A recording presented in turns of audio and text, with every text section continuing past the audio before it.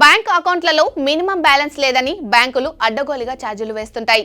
మనం ఎప్పటి నుంచో ఉపయోగించకుండా వదిలివేసిన బ్యాంక్ అకౌంట్లకు కూడా పెనాల్టీలు పడుతూనే ఉంటాయి. ఎప్పుడైనా అకౌంట్ క్లోజ్ చేద్దామని బ్యాంకుకు వెళ్ళినప్పుడు లేదా చాలా రోజుల తర్వాత బ్యాంక్ బ్యాలెన్స్ చెక్ చేసినప్పుడు వేలల్లో మైనస్ బ్యాలెన్స్ ఉంటుంది. ఇదేంటని బ్యాంక్ సిబ్బందిని అడిగితే మినిమం బ్యాలెన్స్ లేనందుకు ఫైన్ పడిందని సమాధానం చెబుతారు. చాలా మంది ఈ పరిస్థితిని ఎదుర్కొంటున్నారు.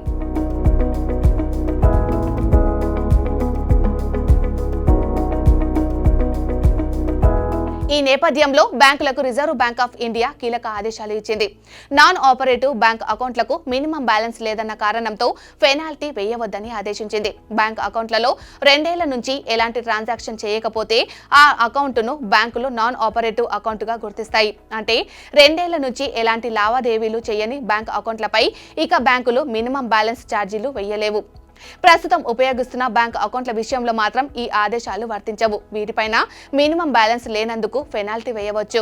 ఇక బ్యాంక్ అకౌంట్ ఇన్ఆపరేటివ్ గా మారిపోయే ముందు బ్యాంకులు అకౌంట్ హోల్డర్లకు ఈ విషయాన్ని SMS, ఉత్తరాలు, ఈమెయిల్ ద్వారా తెలియజేయాలని బ్యాంకులకు RBI సూచించింది. ఒకవేళ అకౌంట్ హోల్డర్ నుంచి స్పందన లేకపోతే బ్యాంక్ అకౌంట్ తెరిపించేందుకు ఇంట్రడ్యూసర్ గా ఉన్న వ్యక్తిని లేదా అకౌంట్కు నామినీగా ఉన్న వ్యక్తిని సంప్రదించాలని బ్యాంకులను RBI ఆదేశించింది.